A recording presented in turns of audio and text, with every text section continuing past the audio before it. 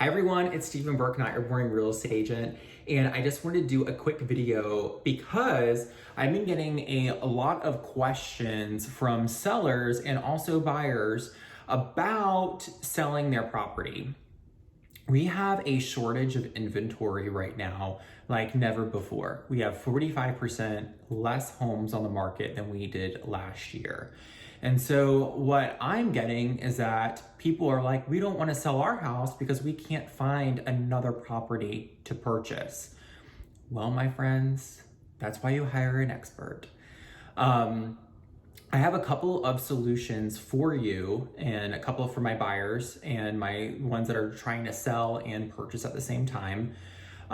First one is we can do a simultaneous closing. So what we do is, if perfect scenario, we find you your dream home, we list your home on the market, we find the perfect buyer at the same time.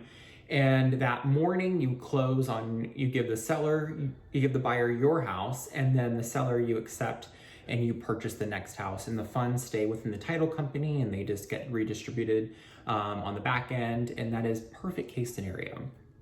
Second off, I just did this. I had a client who we put their home on the market and we only accepted an offer and negotiated it where they were allowing a lease back from the seller. So the seller sold the property, we closed, and then the sellers of that property leased it back for a month from the buyers, because once they put their home up on the market for sale, we got multiple offers and they didn't have anything lined up, and it took us 2 or 3 weeks to find them something, and we finally found something, but we pre-negotiated that with the buyer when we accepted their offer. Another solution is that we can always extend the closing date.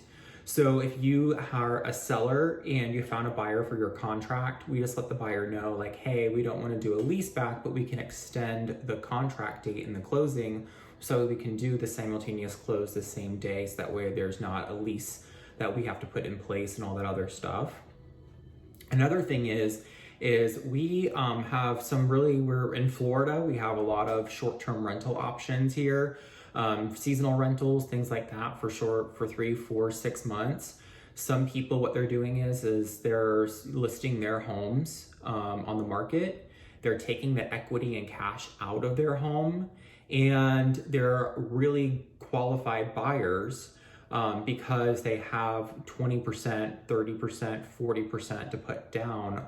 And so when you're in a multiple offer situation as a buyer, they're like, hey, we might as well just put our stuff in storage, sell our house, sit on that pile of cash for a few months, find the right home, and then we have leverage with getting our offer accepted because we have a lot more skin in the game.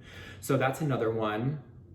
One that I really don't like to use is a bridge loan. So a bridge loan is that we sell, you are able to purchase another property. If you qualify, you use a private lender.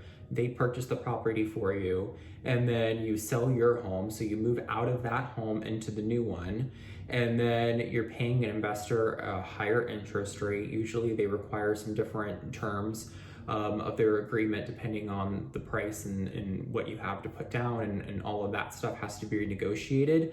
But that is an option. It's not my favorite. It's really risky and expensive. The last and final one is that there are financing options. So if you're comfortable with it and you want to purchase a property in advance, my lender can do 3 or 5% down, and then say your home has 20% equity in it, we can take that cash out of your home and you can purchase the new one, and then he can redo your loan terms after closing. You have to wait sometimes 2 years, but you can take that extra pile of cash and put it towards, and then they can readjust your mortgage payments with that big chunk of money down. That is personally what I did when I bought my home. I purchased my home with a little bit of the least amount of money out of pocket, and then I ended up putting more money down, and my payment dropped almost $200 a month by doing that. So there are 6 different options that are out there. It's just finding the right creative solution that works for you and your family and your comfort level. but I'm more than happy to kind of go over those options with you. We're still in a very strong seller's market. I foresee that we're still going to be in a really strong seller's market beginning of the year. Once foreclosures and evictions start opening up, it'll free up a little bit more inventory. But you have to remember that everyone is moving to Florida right now.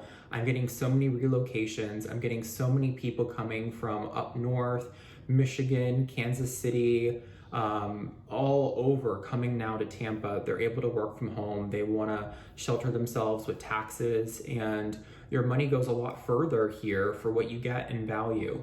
So if you have any questions and you're thinking about either relocating or know someone who is, or thinking about selling your home but a little scared, be more than happy to help out, find the creative solution for you. Hope you guys all have an amazing week. Stay happy and healthy, and I will talk with you all soon. Take care.